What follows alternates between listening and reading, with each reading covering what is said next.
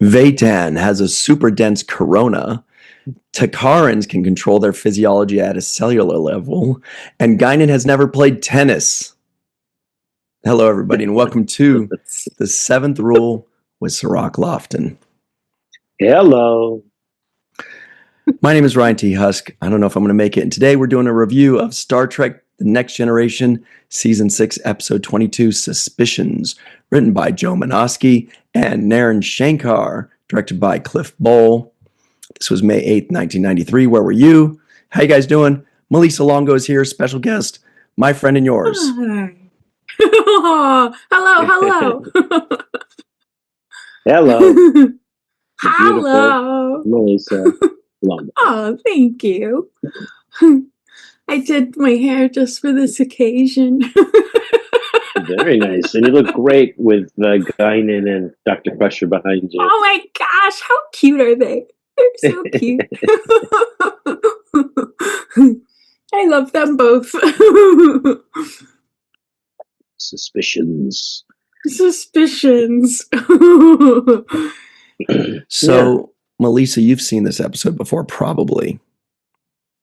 Not that I had remembered. So you guys are both newbies to this. I barely remembered it. Like, I remember this guy was kind of the main situation. But as first-time viewers, what do you guys think of it? I have mixed feelings. I'm like so about it. Dude. Yeah. Yeah. There were, it was not terrible. And I didn't find anything like offensive or like, completely out of place or just inappropriate for a character to be doing or her character to do, for example. So there was nothing like those just rubbed me the wrong way. But what did not jump out at me was a little bit of the pace of the story and the way it was constructed. I think the flashback narrative way and the way it was constructed just didn't jump out to me as something that I liked as much. I was happy that we're going to get a Gates McFadden Dr. Crusher episode because I think she has a tremendous ability to, express herself in when she has the material.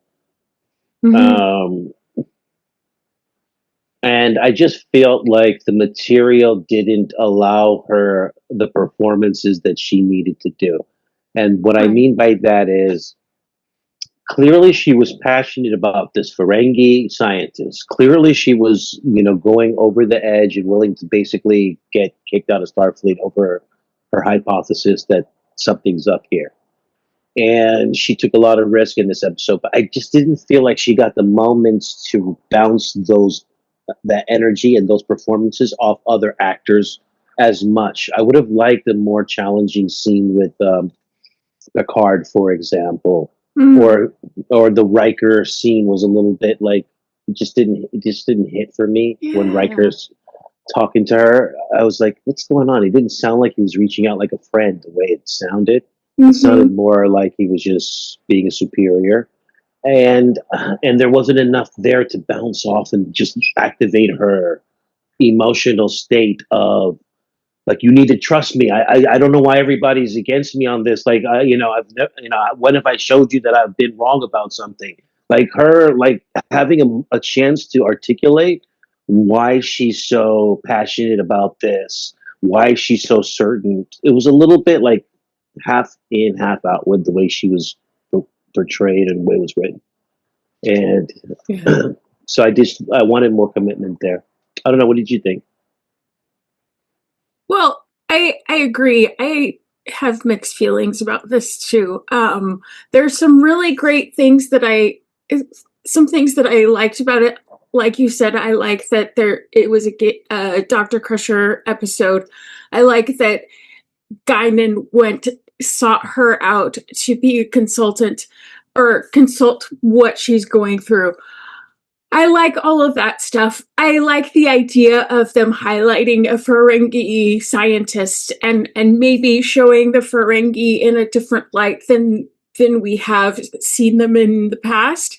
And it makes sense that there are Ferengi scientists. Otherwise, how would they get off the planet? Um, Right. and get into space and, you know, all of that stuff. You need scientists to be able to figure that stuff out. Yeah. But I also feel like you said, there was something lacking in the story. Like they didn't dive deep enough, and maybe they could have approached it in a different way. I believe that Dr. Crusher would explore something like this because she's a very curious person, and she thinks outside of medicine. Her scientific curiosity goes beyond the realms of medicine. So if she goes down a rabbit hole, it's not strange to me that she would explore this avenue of science, and especially if Dr. Rega is somebody who jumped out at her, of course she would pursue that even more. But I feel like there's some missed opportunities. Maybe they could have had her go on the ship with Rega initially, or the other guy initially, because she would be a non-biased person, because she's not, quote, a scientist in that field. She is an objective observer. So, and maybe she could have been accused of his murder, because Right. they were Right. the only two people on the shuttle. I don't know why they wouldn't have two people go on that mission instead of just having one person go on that mission. It's like cops have backup. Why wouldn't the person going into the star have backup? They don't. Yeah, I actually thought of no person at all, to be honest with you, because they send probes all the time, and I'm like, well, they can't send an unmanned craft just to test the limits of Sure. the force field, the durability of it. Like, do you really Yeah. want to risk somebody's life in the center of a sun and just say, "Oh yeah, it'll hold"? Like, I would think that you would first try that with an unmanned drone or some kind of, Yeah. That's a good piloted point. device. So that in itself had me like, okay. And not only that, but if I'm the scientist who developed that, then I would be the first person to be the volunteer, right? I'm not going to let Mm-hmm. some guy who came to see it and study it, like the other doctors and scientists. I wouldn't let them be the one to test, unless there was a real reason, unless they said, well, because I'm a Uridian or whatever, I can withstand high temperatures of the sun in case there are high exposure to Right. radiation. And so I would last an extra 30 minutes of radiation. So I could then have enough time to evacuate if that thing, if I'm exposed. That would be the only reason to pick somebody other than the person who develops the technology. Like Mm-hmm. the Wright brothers are not going to invent an airplane and let John from down the street fly Right. it. Right. Yeah. Or it could have been an opportunity to get Data and Jordy more involved in it than they were in this episode, That's because another thing. I wish more Data enjoyed it, because as soon as I saw they cut to a shot where they cut to Jordy, like kind of looking at a pad and like investigating stuff, and I'm like, oh, this is great, because there's no better to have a person on the case than Jordy and Data. That's who you want to help you solve any case. I don't care what it is. You need one of those two guys, if not both of them. mm-hmm. And because Data has all of that knowledge that he has, and he's always coming. Well, theoretically, you could send a temporal beam of theta waves at and he's always like doing that kind of stuff. And I love it, because it's like, yes, yes, Yeah. Data. Think of the possibilities, and in general, just about like thinking in general. I like that thought process where people think of ways, right? It's like we have problems in our society, right? We have homelessness, for example.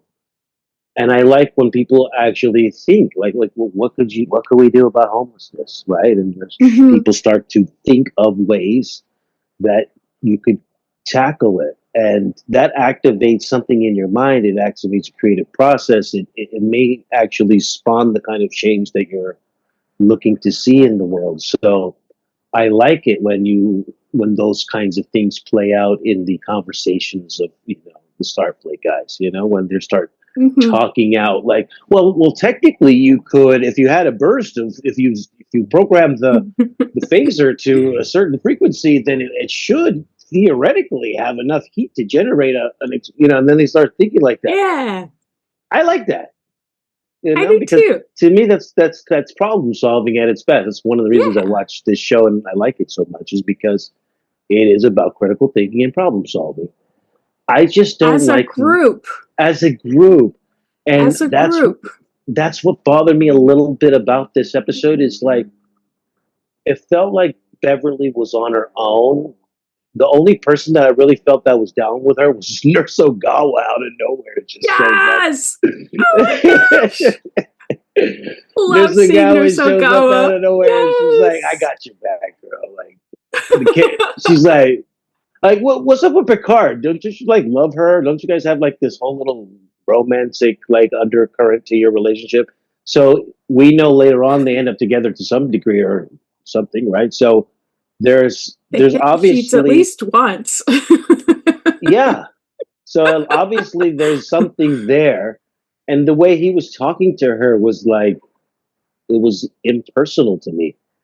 I like Mm, the way Troy talks to Riker more than the way he talks to Beverly, because he really yeah. does have like, you know, All up.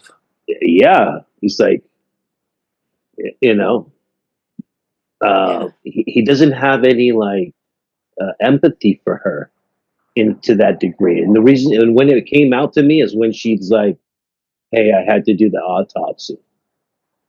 Like she was so curious that Yeah. shit. And when he, damn it, you did the autopsy right off. Now I have to tell the family, and everybody's gonna be pissed at me. Jesus, Beverly, you know what you've done here. And I was like, yo, that's your girl. Like, listen to her. Like, what,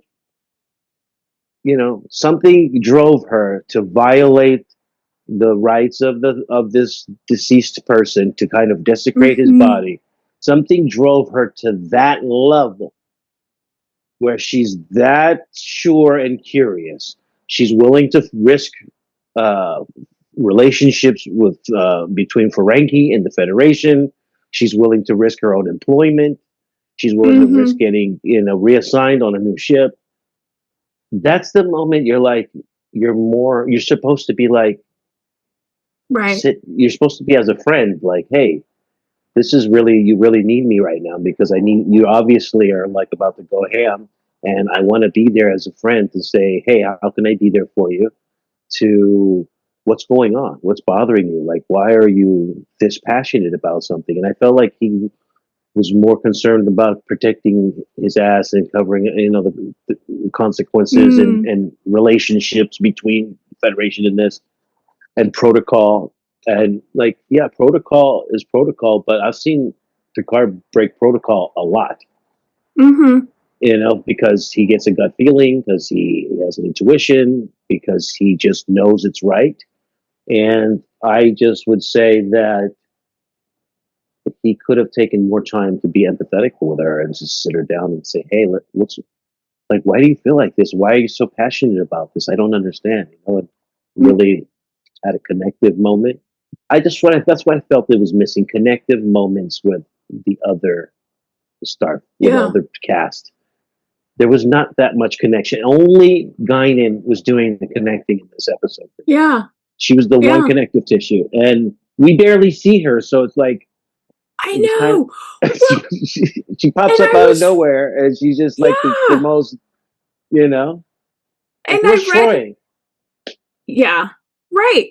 But I read on IMDb that this is the last time we see Guinan in TNG um Wow, at the show.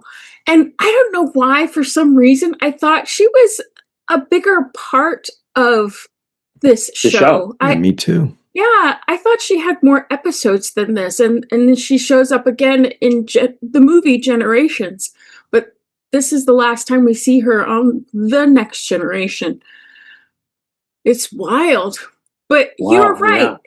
about Picard, because he knows Beverly well enough to know that she's not going to do something frivolously. She doesn't do things on a whim. She does Yeah. things because she believes they're important. So for him not to trust her or have a little bit more faith in why she's doing something was a little disappointing. I agree. Yeah. Or even coming up, like I said, about coming up with solutions. Right. We come up with Right. solutions in the world, right? If he says, well, we can't do an autopsy, but how about we run a bioscan on the medical field, like you know what I'm saying? Like Yeah. say something like, like present an alternative. Like I can't let you do this, but if we do something else, can we check the database and have it cross referenced against and just like, then she's like, no, that's not enough. I have to do an autopsy because I need to know exactly da da da da da da. Yeah. And like that would even be a conversation. At least he's trying to work with her. Like he's like trying to figure it out with her. He's like Mm-hmm. he's more supportive in that way to me if he says it like that. Yeah. Or something to the effect like, um, there wasn't even like an acknowledgement that he would stand up for her if the Federation kind of wants to court martial her or something for what she's done, Right. right? Because she's kind of Yeah.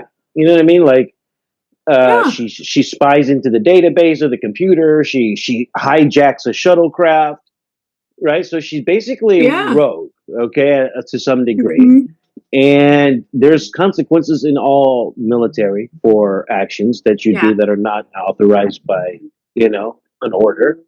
So even that would have been nice. Just a moment where Picard's like, I told Starfleet you were conducting a science special mission, and that was imperative that you did it.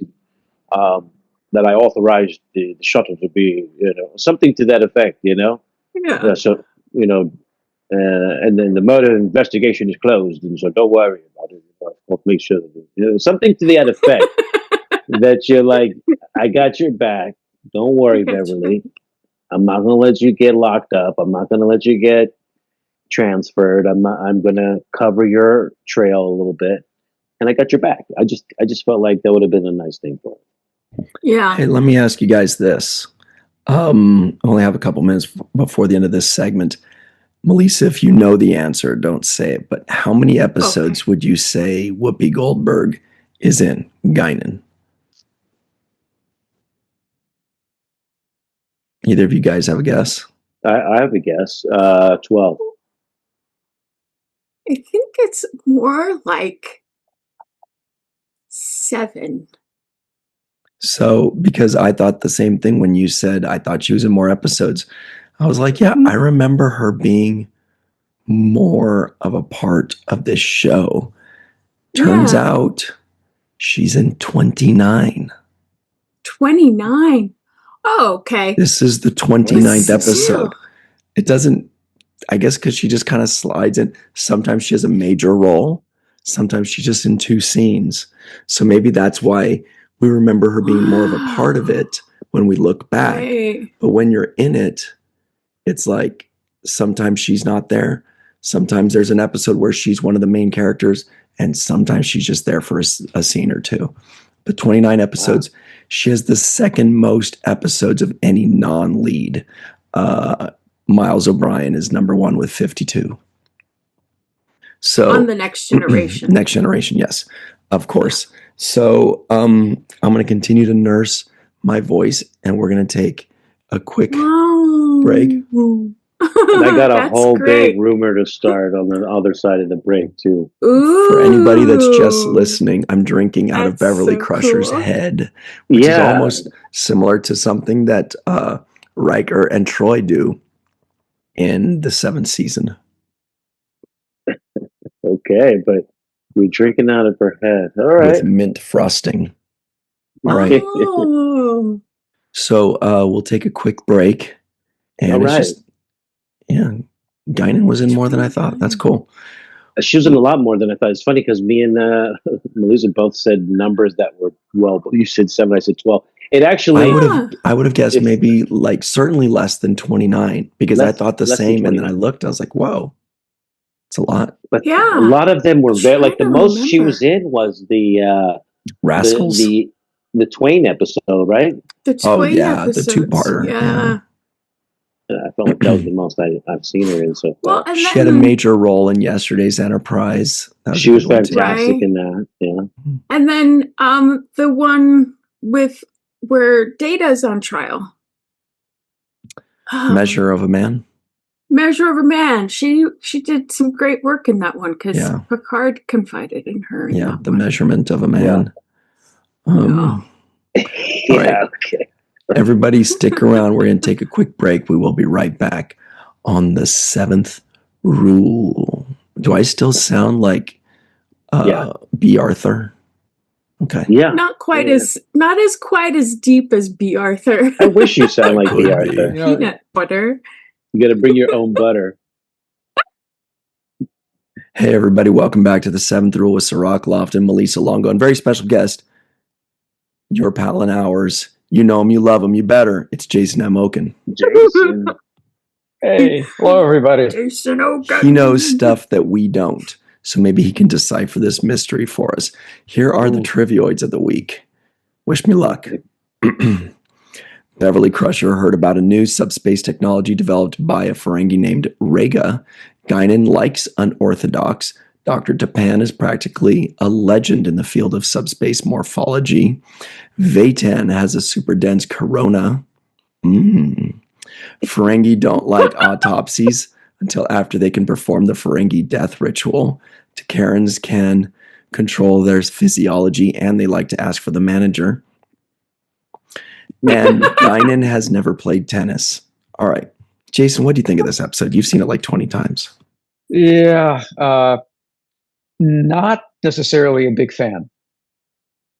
Not necessarily a big fan. It's interesting when they try to go for this film noir kind of feeling, and I don't think it really worked that well. No, I don't think so either.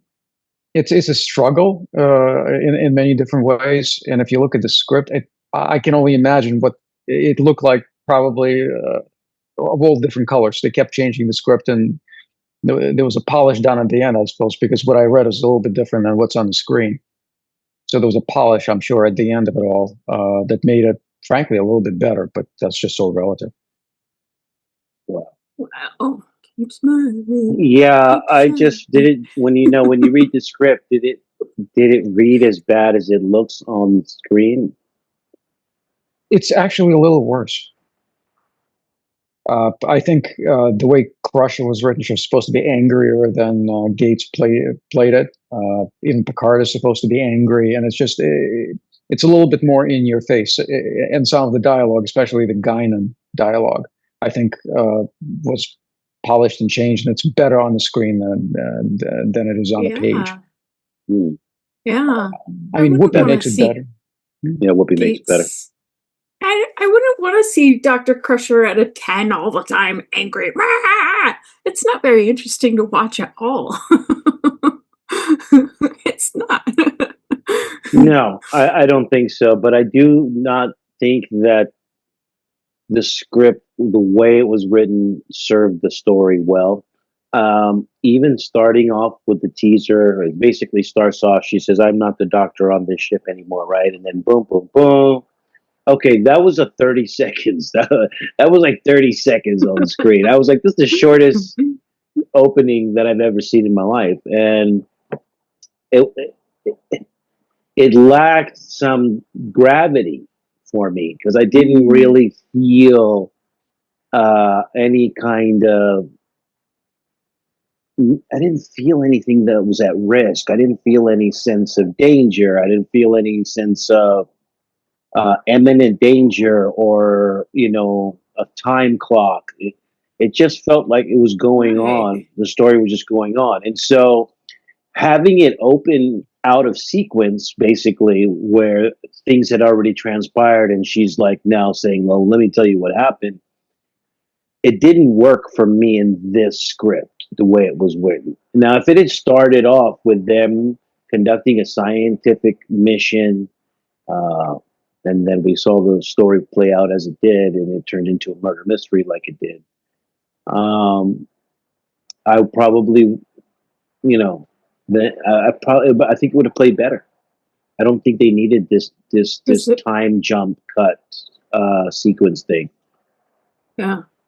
It would have added to the urgency of the situation rather than Well, strip it of the the things urgency. that make it dramatic would have been her getting demoted, right, or getting removed from her position. That's a dramatic thing. So, like, we actually could see that, and that would play well on camera. Okay, I'm sorry, Dr. Crusher. Having Picard relieve her of duty, that would have been a nice moment there. And I'm forced to do this, and I don't want to do this, but I'll advocate on your behalf, and you'll be back in no time. And then she starts going rogue and enlisting Nurse Ogawa and things like that to kind of. Then you have more story there. The way it played out didn't play well for me. The murder investigation was half-assed and not really well explained. The use of Geordi was very limited. The use of Data only served it at a certain point. I thought the Data scene made sense, but I was like, well, where was this a long time ago?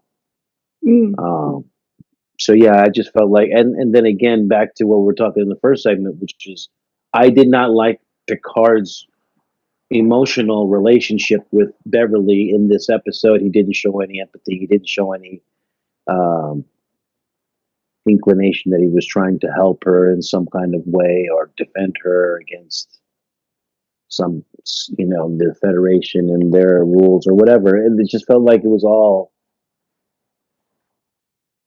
really just pieced together. I felt like this episode was really rushed together. And then I looked up and I said, oh yeah, it's the season episode 22. And it's that part in the season where everybody's tired. Half of the people are already checked out mentally because they're like already on vacation in their mind. Like, so they're planning like, oh yeah, in 4 weeks I'm out of here. I'm going to Barbados, here we come. No, it's yeah. Yeah, it's like it's like that last month of school after your finals. So you're just there, but mentally you're checked out. And I feel like this was like almost a checkout episode here. They're probably gearing up for the season finales to get us engaged for season 7. So they're going to put all their.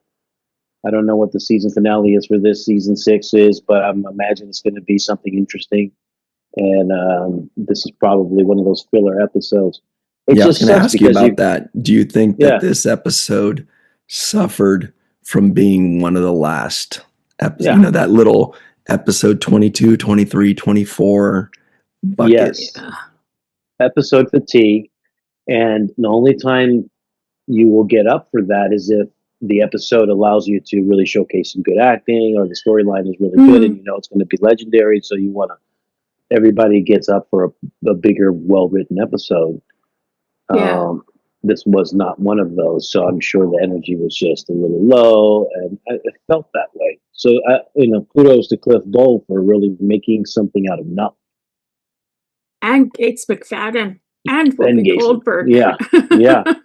I mean, I'm sorry, but the women on this show are so talented because the stuff that they're given to do, they commit to it. But there's not that measure of a man type stuff for Dr. Crusher. Where is that kind of episode for Dr. Crusher or Deanna Troi? Jason, is this the first time we see a Ferengi that's not the stereotypical Ferengi? I believe so. Yeah, this is probably the most measured Ferengi performance on Next Gen. Yeah. Mostly it stands head and shoulders above everything else, and it sort of kind of digresses back into its comedic core of sort of this paper tiger type villain situation. Yeah, this is really different from all the others, and I think some of it had to, from what I understand, some of it had to be even reshot because Cliff may have gone a little bit to the more serious side, and they had to sort of pull back a little bit and give it some snarl to the Ferengi, even though there's not much of it here. Wow. I I thought that was one of the things I liked about the episode. I I did liked too. that they had a Ferengi that comes across as educated as because there were moments there that I really related to what he was saying, and I thought this is what the story could be about. And Mm-hmm. he said something to he says, all I want to do is be acknowledged, you know, Mm-hmm. as and I want to be respected as a scientist. So it kind of played to like the roots of of what a human ambition and what our desires are to be acknowledged and to be respected as a human being as our or in our field of what we do and not be kind of denigrated to or reduced to something less than. And I feel like that would have been the thing to use in this episode as the Right. perfect platform, and Beverly could have been part of the uplifting of that reasoning of that idea, which is, don't put this guy down because he's a Ferengi. Don't underestimate his intelligence because you look down on him based on your racial biases. Mm-hmm. This guy has the ability to change the world, and his invention was a success. And so I thought that was the meat of the story that they didn't really uplift to the degree that I wanted. I wanted to Right. see the redemption story of a Ferengi scientist who wants respect and to be acknowledged. I mean, that's kind of a basic human right. Yeah. Basic Ferengi right too. Basic, Um basic, yeah, yeah. yeah, but no, to your point, it's great to see a Ferengi being outside of the Ferengi stereotype because there's got to be, I mean, there are tons of them. We go on to see Nog as a different kind of Ferengi, Rom's a different kind of Ferengi, Mugi's a different kind of Ferengi. It's Yeah, nice, to see that variation, that diversity amongst a diversity. species. Yes, yes, I 100% agree with you. And I feel like that was the opportunity to tell. They didn't really latch on that aspect of it as much. Mhm. Um, because we did have, and the other difficult thing, Jason, you can attest to this. When you have a show with four new characters, right? So this episode essentially very little of the cast of the crew in this episode, right? Very little of them. Right. For the most part, this episode is the guest stars. You've got the guest stars and Beverly, and to some degree, Guinan is almost a guest star because we very rarely see her. So it's almost like a full, like it's like it's people we don't see that much, and it's a Beverly episode. But that I think also made the story a little bit lumbering because you're introducing new characters one by one, and that person is the guy I think is guilty, and that person is the husband of the doctor, of this and that, and so it's a lot of exposition that way. Um, and it makes the story a little bit lumbering for me and just clunky. And it could have really been about this Ferengi scientist. I actually thought that not my favorite episode, What? but I felt like it was an easy watch. Like I didn't have to. Sometimes you have to memorize everybody's name and every point and whatever like that to really catch it. This was a very easy twist. We didn't expect the twist, right? We were all surprised by the twist when it happened. So Yeah. that's great. When the twist comes and you're expecting it, I had seen the episode before and I still didn't remember the twist. I just knew it had something to do with this guy. So I thought that was cool. And I just thought that it was cool that like I said, it was an easy watch. I just put it on, didn't have to stress. It didn't, blow me away. It was a very easy put it on at the end of the night episode while you're brushing your teeth or going to bed. You know what I mean? It's not gonna, if you're tired, it's not gonna prevent you from sleeping. Right. What do you think, Jason? Will it prevent you from sleeping? Not at all. And you know, And it's interesting that you say that, because if it were truly a kind of a film noir type situation, it wouldn't have been like that. It shouldn't be like that at all. So sort of the genre doesn't match the actual feeling of the episode. It doesn't really work on that level. And, we're talking about, Siraki said, the introducing of all the, guest characters. And they're sort of two-dimensional, what you would expect from a Klingon scientist or from a Vulcan scientist. There's no sort of dimension to them. They sort of behave in very, very predictable ways. Yes. So it's hard to care for any of them. Mm. Yeah, Well- and it was almost too stereotyped in that way. Yeah. Because the Vulcan scientist, Dr. Tapan, she says, she's speaking about the force field idea of the Ferengi, and she says it's a very its very concept is flawed, right? And then she's staring at him like, its very concept is flawed, and I'm thinking, how could the concept be flawed if you are the Vulcan director of science at the academy, and you've dedicated your life to this particular morphology, subspace morphology, and so you are the leading research in this particular kind of subject matter.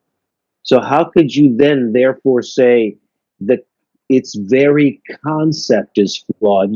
You wouldn't even be there if it was a flawed concept. You're there because the concept, you're testing to see if it has flaws, but the idea itself is the idea of field of study that you're an expert in. So it's like saying, the thing that you study the most is flawed. It just didn't make sense to me. But all concepts are flawed before they're fleshed out and worked through. So that doesn't really. Yeah, it's just a weird thing to say. Well, how about this? Everything is.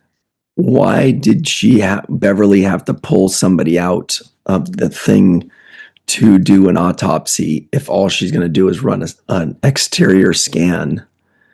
They can't run an exterior scan in the little thing that, if you just have a computer in there and a scanner, they can run the scan. But she's like, I got to pull them out and use a handheld scanner device. Oh, let me make sure to get around the foot.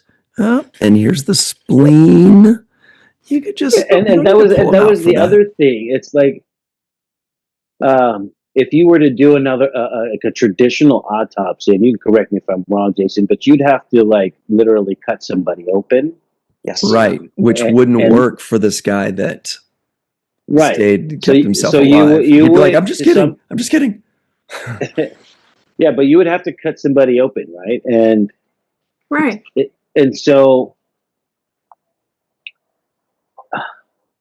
how is it a violation to do an autopsy if you're just running a computer scan of them like you would do with a tricorder?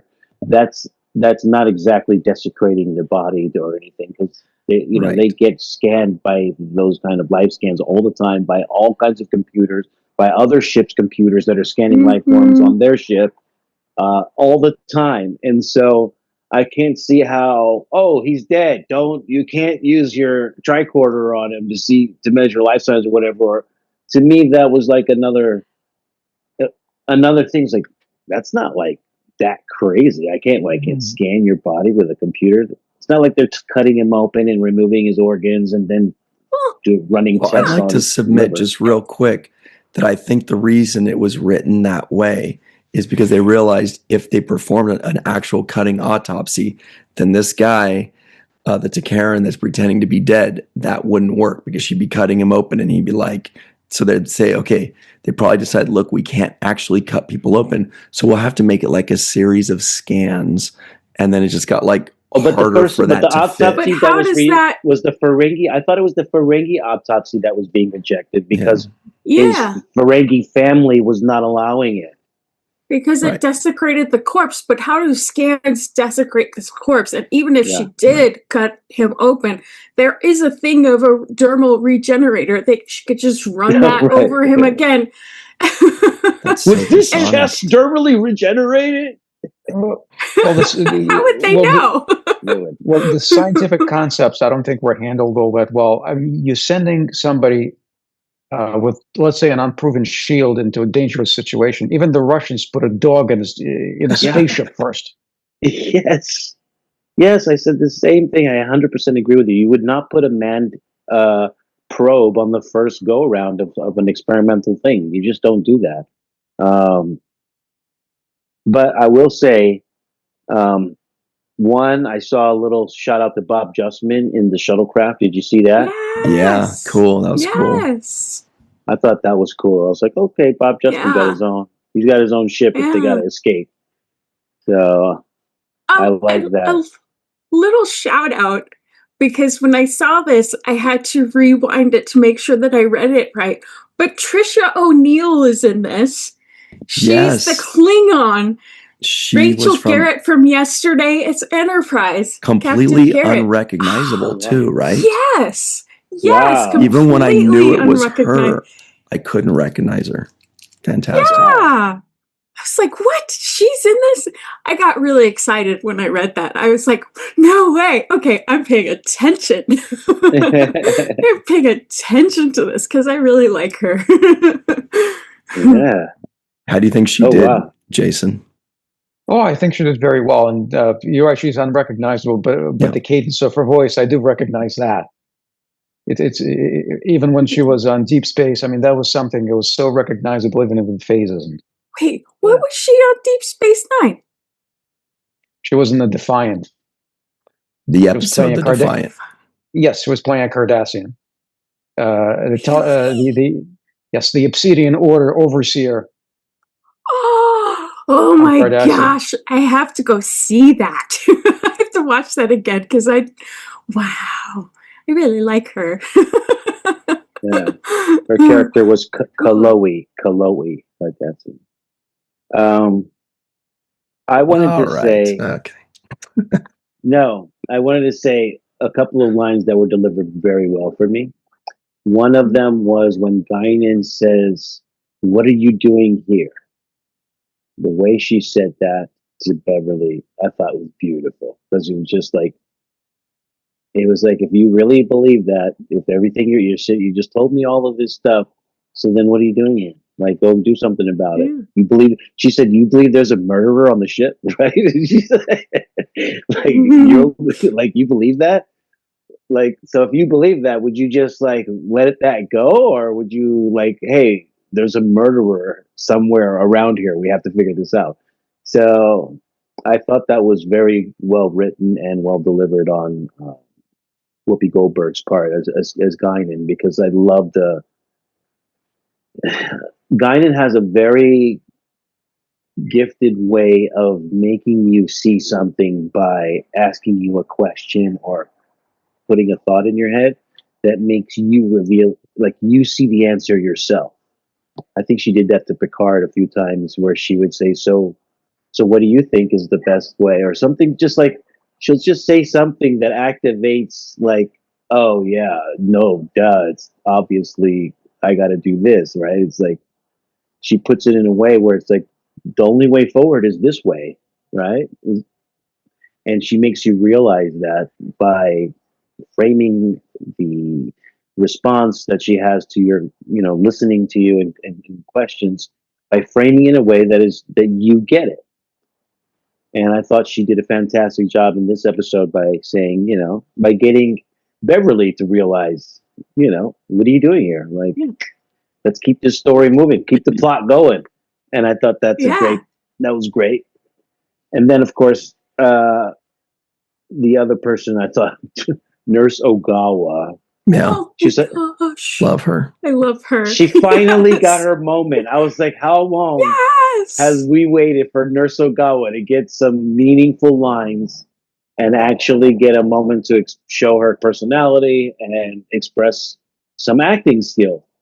Finally, instead of just, 40 cc's of something or whatever it is, it's, yes, doctor. Yes, doctor. Yes, doctor. Yeah. It's her hailing frequencies open. I mean, yes. Right. Yeah. Hey, speaking of which, guys, it's time for the home run of today's episode? Melissa's thinking real hard. Sirach, who gets the home run of today's episode? I'm going to give it to the actor who played the Ferengi. I think that he did a great job. I could see his passion. I could feel his emotions. He was disappointed when he was disappointed. He was elated. I thought he was, I thought he really did a good performance, and also got a chance to represent the Ferengi that is intelligent and counter to the stereotypes of what Ferengi are. And I also like that too, because I like characters that break stereotypes. Allows us to expand our own view of how we see people. So, the Ferengi. What about yourself, Melissa? It's like Sirach was reading my brain, but so I was gonna say the Ferengi or Dr. Crusher. I'm on the fence with both of them, just because of everything that Sirach just said about the Ferengi, and then Dr. Crusher because she's got her own episode, and I just feel like whenever the people who don't tend to get their own episodes as often as other people, I like to cheer them on and say, good job, you did great with what you were given. And so I'm gonna say Gates McFadden and the guy who played the Ferengi, because I thought he did great too. What about yourself, Jason? Well, interesting. For me, it's to some degree also a toss-up, and that's between Gates and Whoopi. I mean, it's Gates' episode. She carried it wonderfully. But, Whoopi was there for a little bit, obviously. But reading this on a page and listening to it, I mean, she elevated the material considerably. It could have come off a hell of a lot worse, and she did a marvelous job. And it just brought up the episodes for me. So maybe I'll just give it to Whoopi for this one. Nice. I'm going to do a double too. I'm going to say the dude that played the Takaran, because he has the fun job of creating a new race and, creating those little isms and those little mannerisms and things, and because he got to be a little dark in that, one of the last scenes when he pops back up, he kind of changed his mood, and he was kind of a darker kind of character, and good acting there. And secondly was the person that said, "Is that an order, doctor? Too bad you're not my boss anymore." I love me some Nurse Ogawa. Yeah. I love Alyssa Ogawa. I love Patty. So, double home run there. All right, everybody, let's say thank you to, oh man, Melissa, this is a long list. I'm going to give it to you right now to read off, okay? Okay. Where are you? Here it is. We want to give a very special thanks to the following people. Okay. So, Dr. Anne-Marie Siegel, Eve Eagland out in Wales, Yvette Blackman Tom, TJ Jackson Bay, Titus Muller, Dr. Mohammed Noor, Anil O. Palat, Joe Balsarati. You got it right all 5 times. Yeah. Oh, okay. Mike Gu, Stephanie Baker, Carrie Schwent, Faith Howell, V. Matt Boardman, Chris McGee, Jake Barrett, Henry Unger, Allison Leach Hyde, Julie Manaspi, Jed Thompson, Dr. Susan V. Gruner, Glenn Iverson, Chris Sternett, Greg Kenzo Wickstrom, Cassandra Gerard, Chuck A., Chris Garris, Linda Page, and, of course, Jason M. Ogan. Beautifully done. All right, everybody, stick around. We got a lot more to talk about on the free-for-all. We will be right back on the 7th rule. Oh, wait, this wasn't recording. Just kidding. No. Hi, everybody. Welcome back to the 7th rule. This is the free-for-all with Sirach Lofton, of course, and Melissa P. Longo. Hi, it's not Hello. a pee. Jason M. Oken. Hello. Of course, Allison Leach Hyde. Chuck A is the TNG fanatic. Hello. Mark Zetkoff is here with 3 pictures. How do? Carrie Schwent, do? aka Crafty Bear, is here. Cool shirt. Chris McGee is here. As always, he's the Dark Lord. Salutations. The Matt Boardman is neither dark nor a lord, but he's awesome. Maybe he's a lord. Leaping. Jake Sisko guesses the IMDb score. Probably like a 6.4.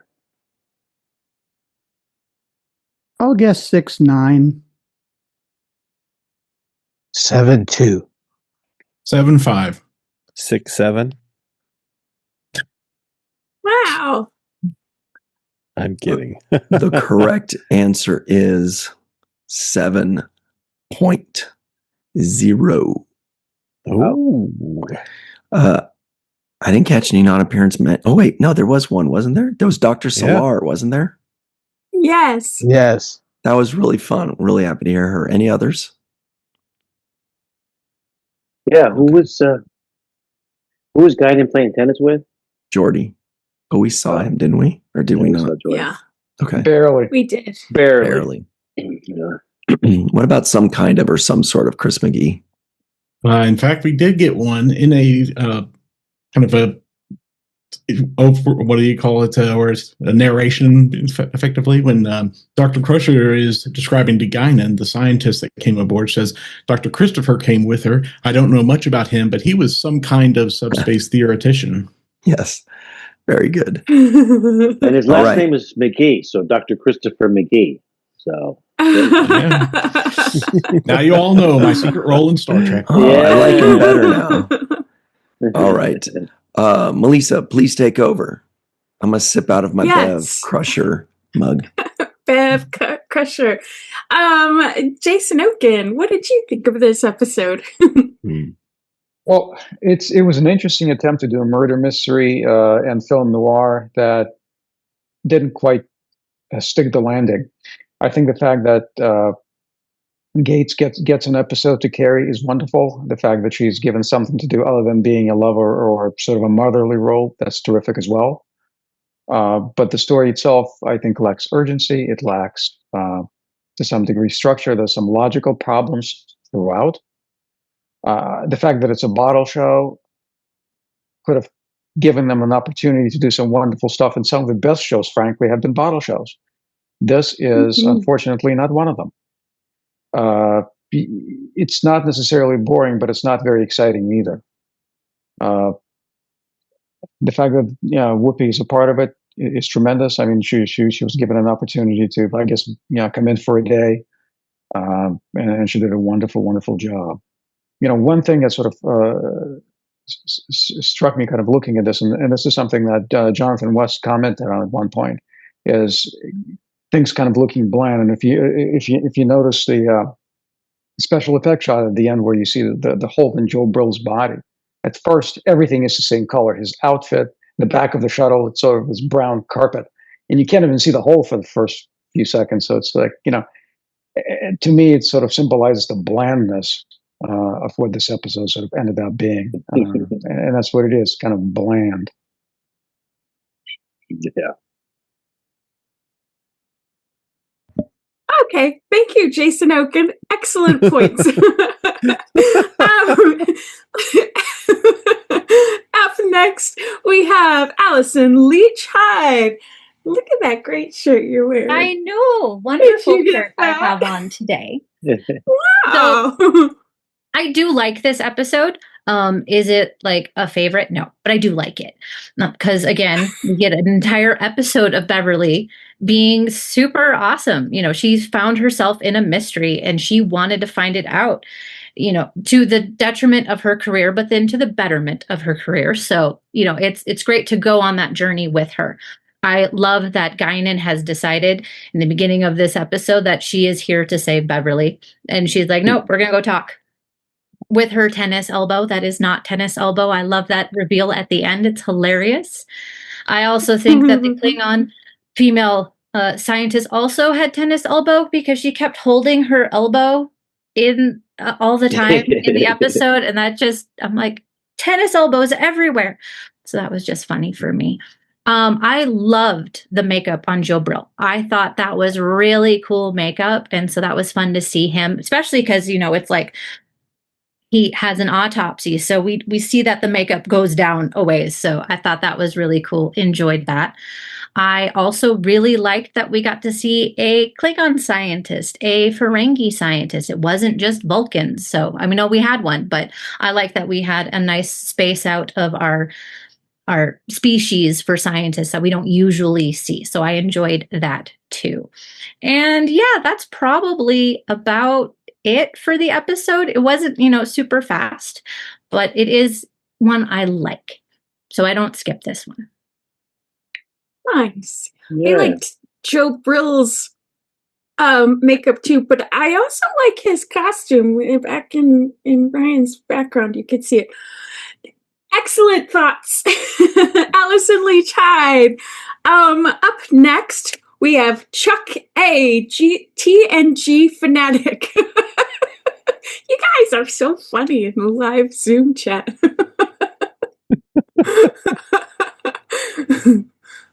Well, I liked the episode. It wasn't, it was a little slow. It was interesting, and it was good to see Gates have a good episode as Dr. Crusher. I was looking down the guest list of the episode, and some of it I knew, some of it I didn't. Like, first of all, Patty Yashitaki had a real good role in this episode. She was very good. And then the Klingon Kurek was Trisha O'Neill. She played Captain Garrett in yesterday's Enterprise. I knew that one. It says this Peter Slutzker, the Ferengi, was in several episodes of TNG as different Ferengis. So he was a veteran.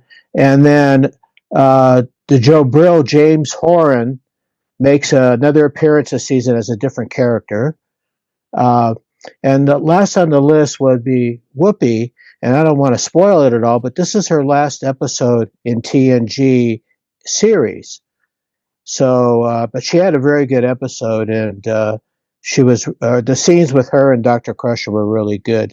I did like the investigation that they had going on to see, if the Ferengi Rhaegar took his own life or not. It was very interesting. It wasn't, super entertaining, but it was interesting. I liked the episode. I thought it was pretty good. Not the best of season 6, but it was a very good episode. Excellent points. Chuck A, TNG fanatic. La la la. Next up, we have Mark Zetkov. What did you think of this episode? I remember not being particularly thrilled with this episode when it originally aired, but I like it much better now. It's great to see a Rare Crusher-centric show. My way into this one is that I think the story is largely told in pairs. One of the shortest teasers in TNG has the unusual pairing of Crusher and Guinan. This kicks off the framing sequence that Crusher narrates throughout the episode in very noir fashion. We then meet the passengers on the Orient Express. The scientists gathered to evaluate the Ferengi scientists' metaphasic shield technology. Chuck already mentioned Rachel Garrett. We also had, Trisha O'Neill, but we also had a Vulcan woman and her human husband reversing the Sarek Amanda formula. And of course, the Takaran Joe Brill, who was a mystery himself. After Joe Brill is apparently killed during the test and then the Ferengi turns up dead, Crusher interacts individually with the other scientists, all of whom act suspiciously, hence my Orient Express comparison. Eventually, there's a very strange Crusher-Riker scene, as Riker tries to convince Beverly to go to her quarters and read a good book. Would he have done so if he were the one whose reputation was on the line? The Crusher Ogawa scene where they spar a bit before Ogawa agrees to help Beverly is lovely and shows the great relationship the two have. Finally, the last of the pairs, Crusher and Jobril, still alive despite an autopsy during which he was apparently conscious. Somehow he got from the morgue to the shuttle without anyone seeing him. When the two fight, Crusher faces a beautiful round hole through his chest, anticipating a joke scene in Jay and Silent Bob Strike Back years later.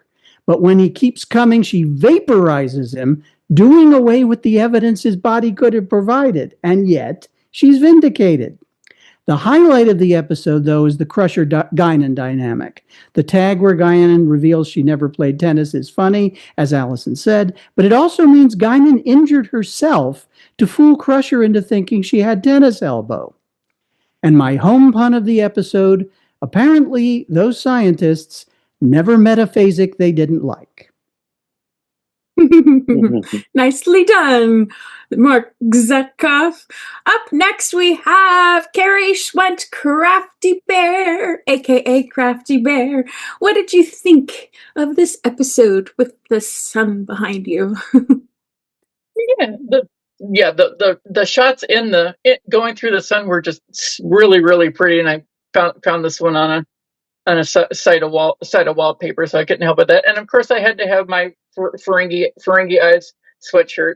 I've got your shirt, Melissa, that I bought at the convention with the Ferengi silhouette, but unfortunately, it didn't really show up on camera very well. But luckily, I had this as a backup because I don't remember this episode, so it was basically new for me. I enjoyed it. I very much enjoyed it. I liked the Ferengi scientist. I thought that actor was great, and he did actually. I saw Sirach. I saw your face when he said his last name. He actually did change it from that to Marks, and I'm not surprised that he did do that based on the unfortunate name he started off with. But I thought he was great. He played a different Ferengi. I found out in Menage a Troy. I don't remember which one he was, but he was in that one. I liked his voice. He had a great kind of Ferengi voice. I too very much liked Durrell. The makeup was fantastic. I loved his voice, and it's not really a surprise because scanning his IMDb, the vast majority of his IMDb credits are all voice acting work on mostly video games. So that's probably where I know his voice from. I'm sure I've played a game or two that he has done. But he also had a small role in an episode of Charms. That's where I knew where his face was familiar from. Words are hard. Familiar from. I also loved Trisha O'Neill's Klingon makeup. Yeah, I mentioned it before. I like the Klingon ladies. I think they're absolutely gorgeous, and Trisha looked fantastic. It wasn't until I looked her up afterwards that I realized it was her, just because visually she looked so different. It wasn't until I watched it the second time that I could hear Rachel Garrett in her voice. I'm like, oh yeah, that's definitely her. I had to scatter things around a little bit because Chuck A stole all my guest star shout outs. But that's okay. If he likes them too, and I'm not the only one that enjoys that sort of thing. But the regular recurring actors were also fantastic as well. Nurse Ogawa, she is a fantastic wing woman. She's got Beverly's back. She is ready to just jump in there. I'm like, and access the computer for her. She's like, okay, yeah, let's go. Let's do this. And I saw in the chat, Ryan, I also thought of Death Becomes Her with that giant hole in the middle of his chest. Fantastic movie, campy as hell, but absolutely fantastic. Highly recommend it. And Guinan, of course, is just fantastic. Her outfit looks great. I thought of you, Allison, as soon as I saw her earrings, because you and Guinan both have excellent earring game. And the way she is with Beverly in the episode is probably in my top 3 of favorite performances of hers. Times Arrow and Rascals being my other two favorites in that top three. And so it's no surprise that the limerick had to come from her POV. So I'll finish with that. Okay, just checking there. Okay. I knew my friend just needed to vent. Accepting her fate, it seems she's intent. My injury was not real, a fact I had to conceal. If she resigns, she won't be content. Round of applause for Carrie Shrunk, aka Crafty Bear. La la la. Next up, we have the Dark Lord, Chris Muggy. What did you think about this episode? Well, once again, I get to be a bit of a contrarian, but in the opposite way this time. I think this is a great episode focusing on Dr. Beverly Crusher. They seem to be few and far between, unfortunately, so they really stand out to me when they come up.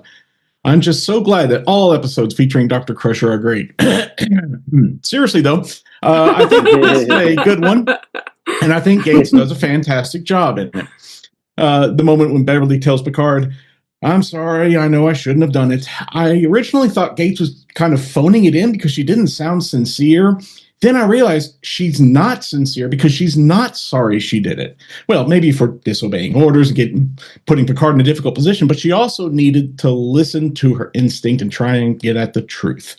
And I appreciate that Picard's first reaction to the news was not to condemn Beverly or get angry, but to ask, "What did you find?" I doubt Jellicoe would have such restraint, let alone concern. It's great to see, as everyone mentioned, Nurse Ogawa again, and seeing that she has so much more screen time here, especially. I do love the scene where she helps Dr. Crusher by saying, "Too bad you're not my boss anymore."